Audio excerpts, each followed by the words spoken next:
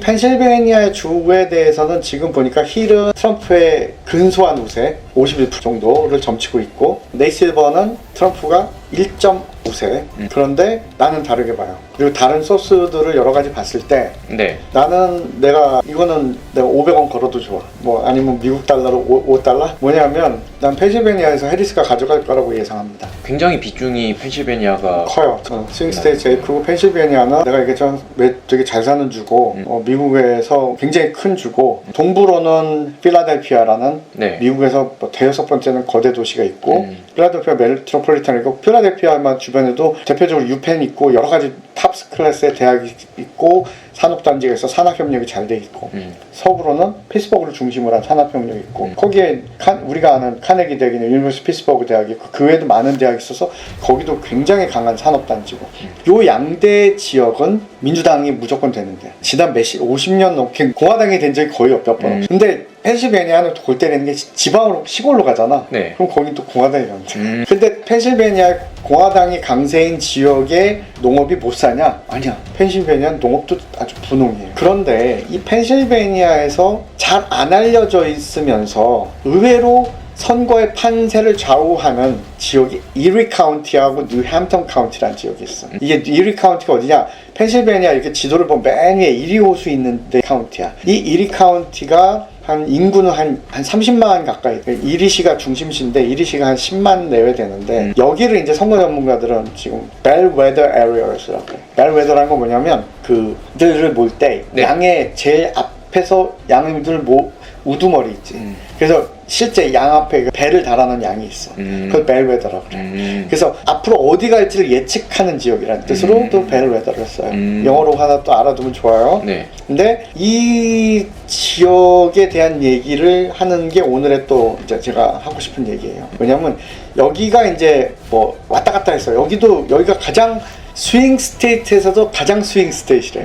무슨 얘기냐면 계속 왔다 갔다 해. 계속 왔다 갔다 하는데, 왜 이 이리 스테이트의 선거 결과는 미국의 대선 모든 판의 그 축소판이라고 할 수 있냐면, 여기가 지난 25번의 크고 작은 대선부터 뭐 상원의원, 하원의원 선거부터 뭐 총선 여러 가지 있잖아. 네. 2번 빼고 여기서 이긴 사람이 다 가져갔어. 그래서 여기가 선거 전문가들이 분석을 해보니 이리 카운티를 잡으면 미국 전체를 잡은 거나 다름없다는 거야. 근데 왜 그런지 보기 전에, 그럼 이리 카운티에 누가 더 많이 신경 써서 갔냐 봤더니, 이거는 참 해리스의 선거팀이 나름 이번에 뭐 내가 알려진 거, 내가 그냥 막연히 한국 언론 통해서 아는 것보다는 직접 현재 내가 조사를 해보니 무려 10번까지의 방문이 지금 그동안 방문했고, 앞으로 선거 막판까지도 해리스가 집중적으로 방문 공략한 지역 중에 하나가 이리 카운티, 펜실베니아고. 펜실베니아 가면 무조건 이리 카운티 가고, 이리 카운티에서 무조건 뭐 흑인이 오너로 있는 커피숍 가서 커피 먹고 현지 지역하고 주민들하고 막 접촉을 막.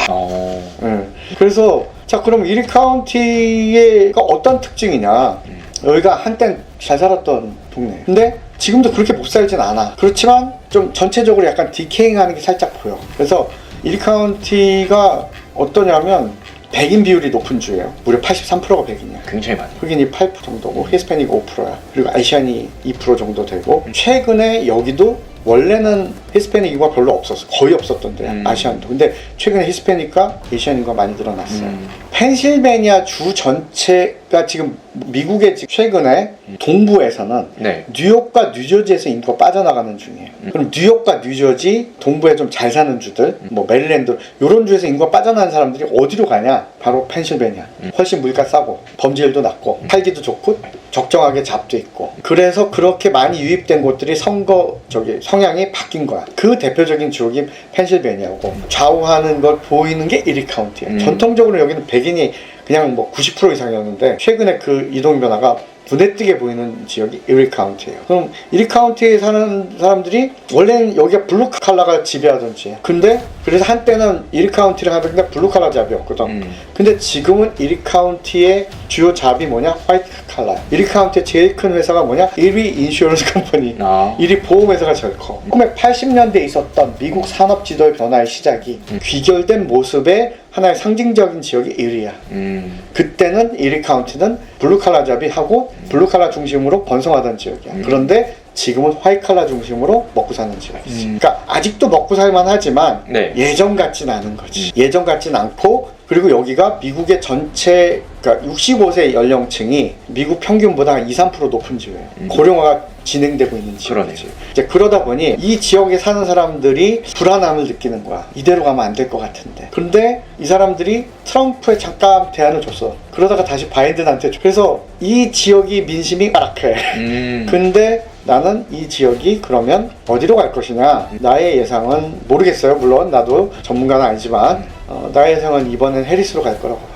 그리고 해리스가 그런 공약이나 그런 대민 접촉을 적극적으로 하는 것 같더라고. 그래서 이리 카운티를 해리스가 먹으면서 펜실베니아 전체를 먹지 않을까. 다만 또 다른 근거가 뭐냐. 어저께, 오늘이 지금 10월 31일인데 어제 10월 30일 날 트럼프가 아주 펜실베니아를 욕을 했어. 뭔가 트럼프도 펜실베니아 막 적극적으로 하는데 환영을 못 받은 거예요. 자기가 기대만. 그러니까 펜실베니아에서 선거 조작이 있는 것 같다. 막 또 특유의 그 독설 있잖아. 말도 안 되는 거. 사람들이 뭐, 그러니까 그건 무슨 얘기냐? 안 먹히고 있다는 거지. 트럼프의 선거 전략이. 펜실베니아에서. 그래서 펜실베니아에서 트럼프가 나는 생각만큼, 그러니까 지금의 그 여론조사 회사에서 나온 만큼 그런 표를 못 얻을 거라고 난 봐요.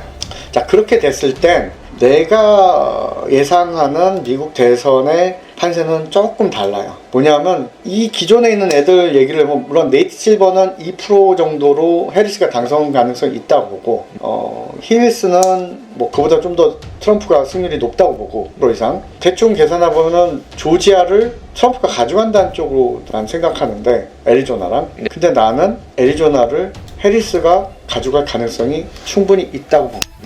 자, 그러면 몇 표 차이야? 만약에 위스콘신, 노스캐롤라이나, 조지아를 트럼프가 가져간다고 칩시다. 그러면 합하면 몇이에요? 그러면은 16. 41 정도 됩니다. 그치? 네. 그러면 펜실베니아, 네바다, 미시간, 아리조나를 해리스가 가져가면 그럼 다 51 정도가 되는 거예요. 50이 딱 10표 차이 나죠. 네. 근데 지금까지 주중에 위스콘신은 말씀을 안 하셨는데, 그러니까 여기도 마찬가지야. 위스콘신은 이게 둘 다, 그러니까 힐 같은 경우는 무조건 해리스가, 아니 그러니까 트럼프가 이긴다. 근데 네이실버는 이기긴 이기는데 오차범위 내에 있다는 식의 얘기를 하더라고. 그래서 심지어 네이트는 최근에 조사한 거는, 그러니까 이게 10일 날 얘네가 조사한 거로는 오히려 해리스가 48.5%니까 트럼프가 47.8이니까 뭐 한 1점 차인가? 해리스가 근소한 우세를 보인다는 거지. 근거가 있어요. 저 근거가 뭐냐면 똑같아. 히스패닉 표야. 여성표랑. 저 히스패닉하고 여성표와 위스콘신의 공화당의 아성인데, 위스콘신의 공화당은 이건 미국의 중서부의 공화당과 미국의 남부의 공화당의 성향이 달라요. 미국의 중서부의 공화당과 또 캘리포니아의 공화당이 비슷하면서 또 달라. 미국의 중서부의 공화당의 다수는 너무 이렇게, 혹시 미국에 가면 알겠지만 침례교 알아요? 바프티스트. 들어본 적은 있어요. 그리고 남침례교 알아? 미국에서 제일 많은 게 서던 바프티스트인데 울부짖으면서 막 하고 이런 거 그 중서부 사람들은 싫어해. 아, 그럼 그 침례교 그 사람들을 막 락 하면서 울부짖고. 야야야. 그게 미국 남부 교회의 풍습이야.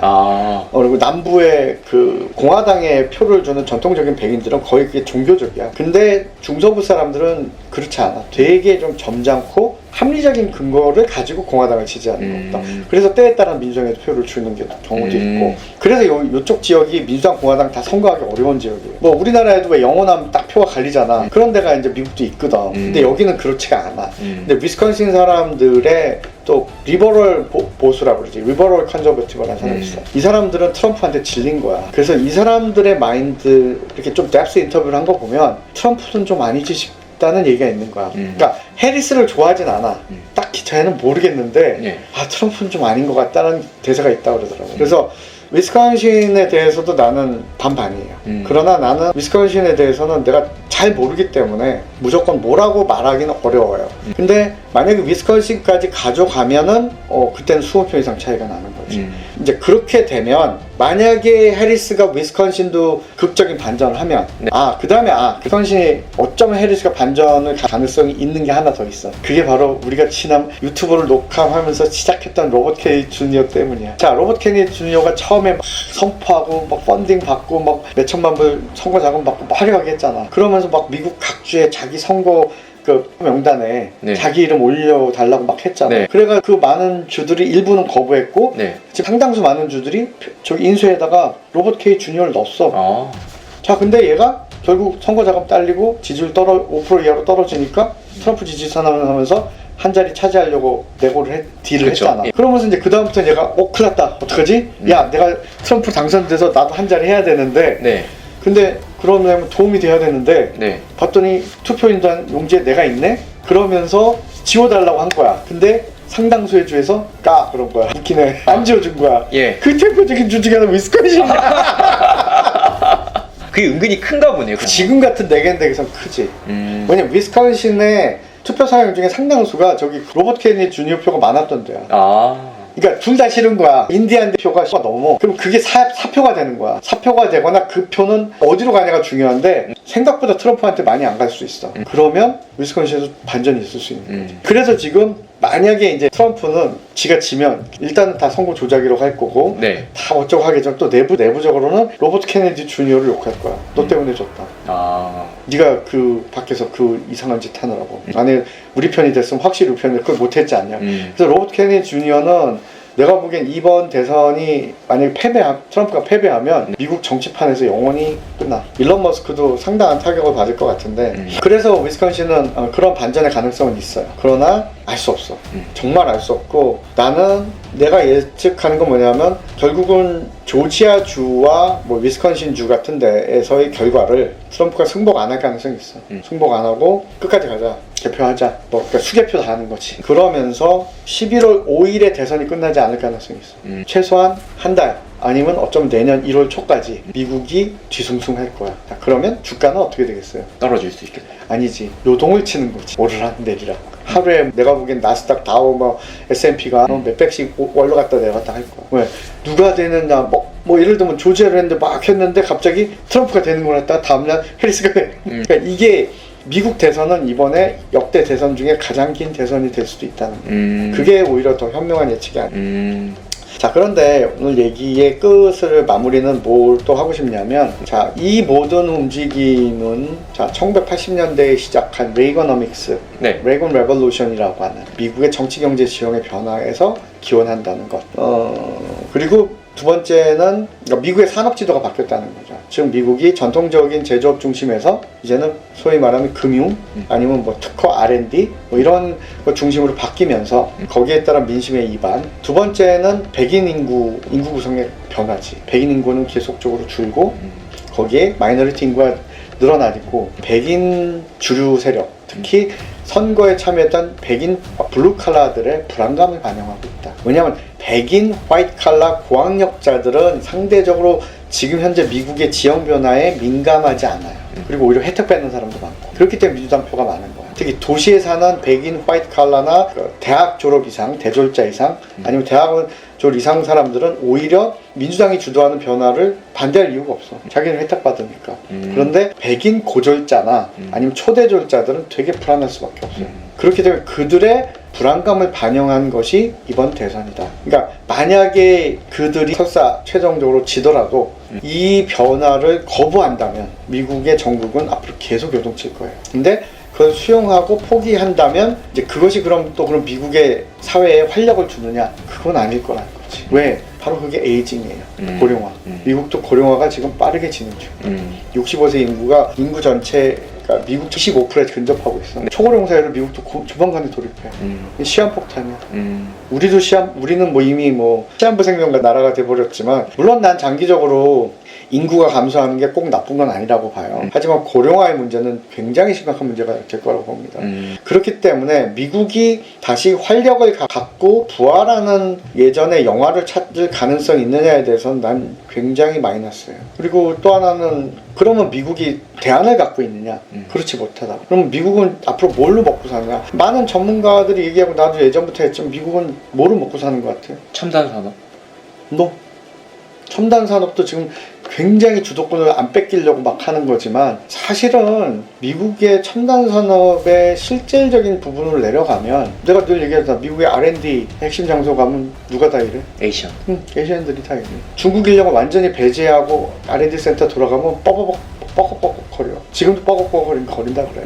그게 과연 미국이 주도권을 가지고 있다고 말할 수 있을까? 또 하나는 지금 미국도 굉장히 속으로 불편할 거야. TSMC라는 회사가 최첨단 제조업 분야를 다 좌지우지하잖아. 이거 좋아할 리가 없지. 미국 내에서 했으면 좋겠는데 그렇게 못하잖아. 그럼 파이낸스는? 파이낸스, 자 바로 그거야. 미국은 빚으로 파이낸스, 빚으로 움직이는 나라.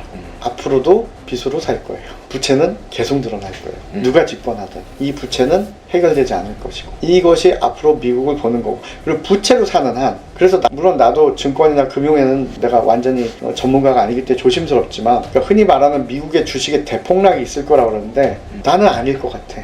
그 이유가 경제가 좋아서가 아니라 빚으로 살기 때문에 계속 빚을 낼 거거든. 빚의 한도를 계속 늘릴 거거든. 그러는 한 주식 대폭락은 없다. 그럼 그렇다고 해서 그럼 미국의 제국의 펀디멘털이 튼튼한, 아니 이미 펀디멘털은 망가졌어요. 망가진 상태에서 그냥 계속, 왜 우리가 냉장고나 기계가 오래됐는데 계속 뭐 다 고쳐가지고 땜빵해가지고 쓰잖아. 그게 지금 미국 상태거든. 완전히 맛이 갈 때까지. 왜냐면 이거를 완전히 새 모델로 하는 건 현재로 불가능하거든. 네. 적어도 20-30년 동안은 미국은 계속 빚으로 살 거예요. 그게 이번 대선이 얼마나 빨리 망하느냐. 트럼프가 당선이 되면 뭐 트럼프 당선돼도 별거 없을 거라 뭐 얘기를 하더라고. 그럴 수도 있고 아닐 수도 있어요. 그러나 나는 분명한 건 뭐냐, 트럼프가 당선되면 미국의 인플레이션은 더 심해질 거고, 트럼프가 당선되면 미국의 빚의 증가 속도는 내가 보기엔 거의 뭐 지수의 법칙? 폭발적으로 증가할 것이고, 트럼프가 당선되면 미국의 인건비 상승은 뭐 엄청나게 올라갈 거예요.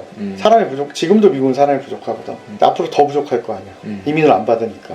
뭐 그렇다고 해서 그럼 해리스가 당선되면 뚜렷한 대책이 있냐? 없어. 속도를 좀 늦출 수는 있겠지. 그 차이일 뿐이지, 그럼 미국이 내리막길을 걷는 거를 완전히 반전시킬 수 있는 그런 미국의 리더십이나 어떤 반전 요소는 현재로 보이지 않아요. 또 하나는, 그렇다고 해서 그럼 미국이 완전히 몰락하고 새로운 제국이 부상하냐? 그것도 아니야. 중국은 제국이 될 수 없어요. 그 얘기도 언젠가 한번 하고 싶지만, 중국이 제국이 되는 거를 세계에서 좋아할 나라는 없다고 보면 돼요. 그렇기 때문에 안 되고, 중국이 제국이 될 가능성이 없었냐? 물론 있었지. 근데 그거를 아주 아름답게 망가뜨린 사람이 시진핑이야. 시진핑이 집권한 한 중국이 제국이 될 가능성은 0에 수렴합니다. 그런 모든 요인들이 상대적으로 미국한테 우월하게 작용하는 것 때문에도 미국의 달러가 나는 그렇게 빨리 소멸하거나 달러 가치가 폭락한다는 건 아닌 것 같다는 게 내 견해. 그리고 뭐 약간 더 나가면 금에 대해서 마찬가지야. 과연 금값이 계속 공공행진하느냐? 그거는 조심스럽게 예측하면 트럼프가 당선되면 그럴 것 같아. 그리고 코인이 폭발할 거고, 트럼프는 코인 시장 막 웰컴한다 했으니까. 근데 해리스가 당선되면 난 금값 상승이 멈출 수 있다고 봐요. 코인 시장의 성승도 나는 멈출 수 있다고 봐요.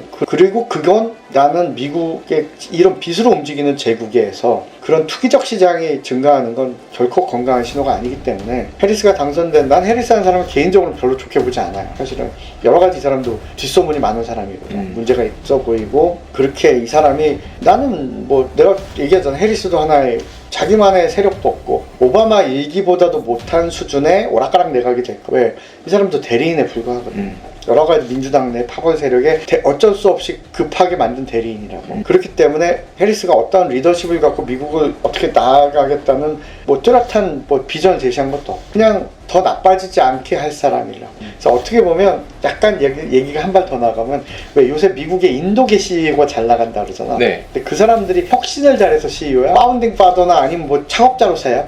이미 성장해 있는 회사를 정리정돈을 잘해. 그래서 이 미국의 그 인도계 CEO들이 기가 막힌 게 암기력과 이 관리 능력이 뛰어나. 근데 이 여자 인도계잖아, 한편으로는. 그리고 엄마가 브라만계잖아. 이 여자가 잘하는 거 어쩌면 정리정돈일 수도 있어. 그러니까 제자리 걸음 잘하는 거지. 크게 사고 치지 않으면서. 그게 해리스가 만약에 대통령이 된다면 할 수 있는 베스트가 아닌가 싶어요. 이제 그리고 그게 어쩌면 우리가 가질 수 있는 최선의 수라는 거지, 안타깝게도. 그 다음에 이제 전쟁 관련해서는, 물론 나는 전쟁 관련해서는 트럼프가 되는 게 나을 수도 있다는 생각도 들어요. 그럼 해리스가 되면 우크라이나 전쟁은 지속될 가능성이 있지. 또 하나, 해리스가 대통령이 되면 이스라엘 전쟁도 지속될 가능성이 있어요. 그런데 정말 그러냐에 대해서 난 퀘스천마크야. 왜? 그러면 민주당은 총선에서 대패할 거거든. 공화당은 다시 반전 카드로 공격할 거거든. 또 하나, 해리스가 대통령이 돼도 트럼프가 그냥 죽지 않아. 트럼프 지지를 계속 공격할 거거든. 즉 뭐냐면 해리스는 집권하자마자 레임덕이 시달리는 최초의 여성 대통령이 될 가능성이 커요. 이 정도에서 하고 또 질문 있으면 마저 하고 마무리하죠. 자, 그러면은 결국 선생님은 우리 구독자들이 궁금해했던 트럼프와 해리스 중에 약간의 해리스가 될 가능성이 약간 더 높게 보시는 약간 더 상대적으로. 음. 그러나 특별한 기대는 하지 말고 오히려 이번 대선판을 위한 핵심은 왜 이렇게 됐느냐. 그리고 지금 미국 대선판의 핵심은 소위 몰락하는 백인 블루칼라의 절규다. 그리고 변화하는 미국을 완전히 재건할 방법은 없다. 그리고 이번 대선판은 생각보다 쉽게 끝나지 않을 거고 내년 2월까지 계속 요동칠 가능성이 매우 높고, 특히 그 중에서 미국 대선판의 끝까지 싸움 시비가 걸 대표적인 주가 위스콘신, 조지아 같은 주다. 그리고 어쩌면 애리조나주도 끝까지 시비가 붙을 가능성이 있는 주다. 그리고 거기서 트럼프는 끝까지 승복 안 할 가능성이 크다. 그리고 그것이 미국 사람들이 우려하는 내전으로 갈 가능성은 낮지만 그러나 계속해서 시위가 있고 소동이 있을 가능성은 매우 높은. 즉 해리스는 트럼프가 암살 위협에 시달렸잖아. 해리슨이 암살될 수도 있지, 당선되고 나. 그렇기 때문에 이번 대선은 미국의 상처의 치료 과정은커녕 상처가 더 악화되는 과정의 한 단계에 불과할 가능성이 크다는 거예요. 그러나 그렇다고 해서 그럼 대선 이후에 미국의 모든 것이 막 갑자기 폭망하고 막 이렇게 가진 않아. 제국은 그렇게 무너지지 않아요. 그래서 너무 크게 걱정하지는 마시라. 뭐 예를 들면 뭐 나한테 어떤 사람이 이민가만 괜찮아, 가고 싶으면 가. 다만 이민 가는 주가 예를 들면 예전 같으면 캘리포니아 난 요새 추천하지 않아요. 뉴욕주도 추천하지 않아요. 그래서 상대적으로 살기 안전한 뭐 조지아주나 몇 개 주를 추천하고, 뭐 학교 유학을 가더라도 갈만한 학교들이 이제 변화하고 있다는 거, 이런 것들은 중요한 지표겠죠. 일단 재밌었으면은 뭐 구독해 주시면 감사하겠습니다. 네. 들어가겠습니다.